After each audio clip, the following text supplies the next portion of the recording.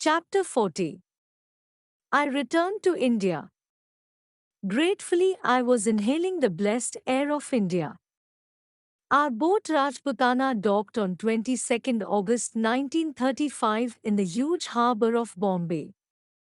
Even this, my first day off the ship, was a foretaste of the year ahead, 12 months of ceaseless activity. Friends had gathered at the dock with garlands and greetings. Soon, at a suite in the Taj Mahal Hotel, there was a stream of reporters and photographers. Bombay was a city new to me. I found it energetically modern, with many innovations from the West. Palms line the spacious boulevards, magnificent state structures vie for interest with ancient temples. Very little time was given to sightseeing. However, I was impatient, eager to see my beloved Guru and other dear ones. Consigning the fort to a baggage car, our party was soon speeding eastward by train toward Calcutta. Our arrival at Havra station found such an immense crowd assembled to greet us that for a while we were unable to dismount from the train. The young Maharaja of Kasimbazar and my brother Bishnu headed the reception committee. I was unprepared for the warmth and magnitude of our welcome. Preceded by a line of automobiles and motorcycles, and amidst the joyous sound of drums and conch shells, Miss Bletch, Mr. Wright, and myself, flower garlanded from head to foot, drove slowly to my father's home. My aged parent embraced me as one returning from the dead. Long we gazed on each other, speechless with joy. Brothers and sisters, uncles, aunts, and cousins, students and friends of years long past were grouped around me, not a dry eye among us. Passed now into the archives of memory, the scene of loving reunion vividly endures, unforgettable in my heart. As for my meeting with Sri Yukteswar, words fail me, let the following description from my secretary suffice. Today, filled with the highest anticipations, I drove Yoganandaji from Calcutta to Serampore, Mr. Wright recorded in his travel diary. We passed by quaint shops, one of them the favorite eating haunt of Yoganandaji during his college days, and finally entered a narrow, walled lane. A sudden left turn, and there before us towered the simple but inspiring two-story ashram, its Spanish-style balcony jutting from the upper floor. The pervasive impression was that of peaceful solitude. In grave humility, I walked behind Yoganandaji into the courtyard within the hermitage walls. Hearts beating fast, we proceeded up some old cement steps, trod, no doubt, by myriads of truth seekers. The tension grew keener and keener as on we strode. Before us, near the head of the stairs, quietly appeared the Great One, Swami Sri Yukteswar, standing in the noble pose of a sage. My heart heaved and swelled as I felt myself blessed by the privilege of being in his sublime presence. Tears blurred my eager sight when Yoganandaji dropped to his knees, and with bowed head offered his soul's gratitude and greeting, touching with his hand his Guru's feet and then, in humble obeisance, his own head. He rose then and was embraced on both sides of the bosom by Sri Yukteswar. No words passed at the beginning, but the most intense feeling was expressed in the mute phrases of the soul. How their eyes sparkled and were fired with the warmth of renewed soul union. A tender vibration surged through the quiet patio, and even the sun eluded the clouds to add a sudden blaze of glory. On bended knee before the Master, I gave my own unexpressed love and thanks, touching his feet, calloused by time and service, and receiving his blessing. I stood then and faced two beautiful deep eyes smoldering with introspection, yet radiant with joy. We entered his sitting room, whose whole side opened to the outer balcony first seen from the street. The master braced himself against a worn Davenport, sitting on a covered mattress on the cement floor. Yoganandaji and I sat near the Guru's feet, with orange-colored pillows to lean against and ease our positions on the straw mat. I tried and tried to penetrate the Bengali conversation between the two Swamijis, for English, I discovered, is null and void when they are together. Although Swamiji Maharaj, as the great Guru is called by others, can and often does speak it. But I perceived the saint lines of the Great One through his heart-warming smile and twinkling eyes. One quality easily discernible in his merry, serious conversation is a decided positiveness in statement, the mark of a wise man, who knows he knows, because he knows God. His great wisdom, strength of purpose, and determination are apparent in every way. Studying him reverently from time to time, I noted that he is of large, athletic stature, hardened by the trials and sacrifices of renunciation.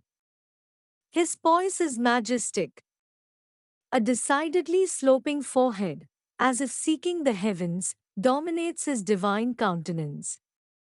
He has a rather large and homely nose, with which he amuses himself in idle moments, flipping and wiggling it with his fingers, like a child. His powerful dark eyes are haloed by an ethereal blue ring. His hair, parted in the middle, begins as silver and changes to streaks of silvery gold and silvery black, ending in ringlets at his shoulders. His beard and moustache are scant or thinned out, yet seem to enhance his features and, like his character, are deep and light at the same time. He has a jovial and rollicking laugh which comes from deep in his chest, causing him to shake and quiver throughout his body, very cheerful and sincere. His face and stature are striking in their power, as are his muscular fingers. He moves with a dignified tread and erect posture. He was clad simply in the common dhoti and shirt, both once dyed a strong ochre color, but now a faded orange. Glancing about, I observed that this rather dilapidated room suggested the owner's non-attachment to material comforts. The weather-stained white walls of the long chamber were streaked with fading blue plaster. At one end of the room hung a picture of Lahiri Mahashaya, garlanded in simple devotion. There was also an old picture showing Yoganandaji as he had first arrived in Boston, standing with the other delegates to the Congress of Religions. I noted a quaint concurrence of modernity and antiquation. A huge, cut glass, candle-light chandelier was covered with cobwebs through disuse, and on the wall was a bright, up-to-date calendar. The whole room emanated a fragrance of peace and calmness. Beyond the balcony, I could see coconut trees towering over the hermitage in silent protection. It is interesting to observe that the master has merely to clap his hands together and, before finishing, he is served or attended by some small disciple. Incidentally, I am much attracted to one of them, a thin lad, named Prafulla, with long black hair to his shoulders, a most penetrating pair of sparkling black eyes, and a heavenly smile. His eyes twinkle, as the corners of his mouth rise, like the stars and the crescent moon appearing at twilight. Swami Sri Yukteswar's joy is obviously intense at the return of his product, and he seems to be somewhat inquisitive about the product's product. However, predominance of the wisdom aspect in the Great One's nature hinders his outward expression of feeling. Yoganandaji presented him with some gifts, as is the custom when the disciple returns to his guru. We sat down later to a simple but well-cooked meal. All the dishes were vegetable and rice combinations.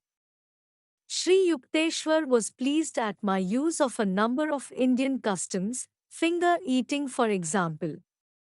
After several hours of flying Bengali phrases and the exchange of warm smiles and joyful glances, we paid obeisance at his feet, bade adieu with a pranam, and departed for Calcutta with an everlasting memory of a sacred meeting and greeting. Although I write chiefly of my external impressions of him, yet I was always conscious of the true basis of the saint, his spiritual glory. I felt his power, and shall carry that feeling as my divine blessing. From America, Europe, and Palestine, I had brought many presents for Sri Yukteswar. He received them smilingly, but without remark. For my own use, I had bought in Germany a combination umbrella cane. In India, I decided to give the cane to Master. This gift I appreciate indeed. My Guru's eyes were turned on me with affectionate understanding as he made the unwanted comment. From all the presents, it was the cane that he singled out to display to visitors. Master, please permit me to get a new carpet for the sitting room. I had noticed that Sri Yukteswar's tiger skin was placed over a torn rug. Do so if it pleases you.